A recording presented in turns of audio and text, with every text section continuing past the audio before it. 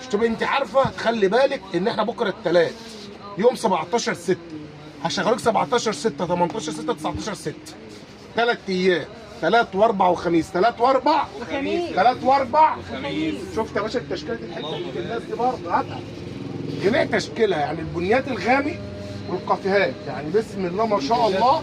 ما هو كده البيش الفتح كله برسومات البني الغامق.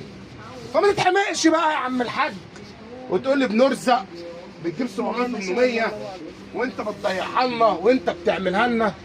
اللي فيها ربك ايه؟ ما بتغرقش. تعالى بس عايزين بس اهم حاجه في الموضوع كله، انا بحب قوي اللزقه الخارجيه بتاع العجمي دي.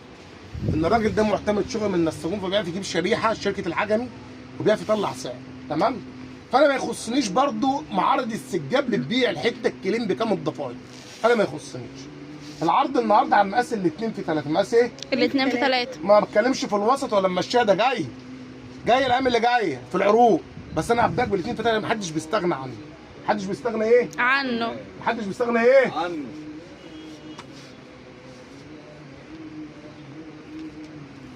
يلا يا عم ما تزعلش، كل هترزق بقى والله العظيم يا جماعه. مرضيه ما عاملها عندي في حد، مرضيه وانا راضي.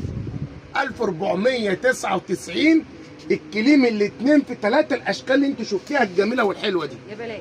ولو فيها عندي انا بعاند نفسي يا عم. انت ايه؟ انا غاوي تمام.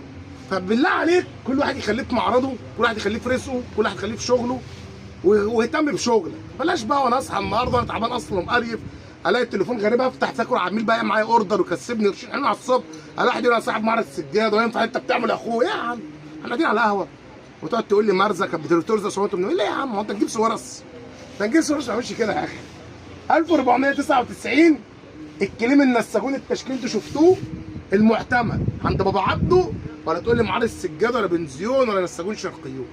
معانا مختلفه تماما. 1499 صلي على الرسول، حط لايك ودعوه لربنا يسترها معاك.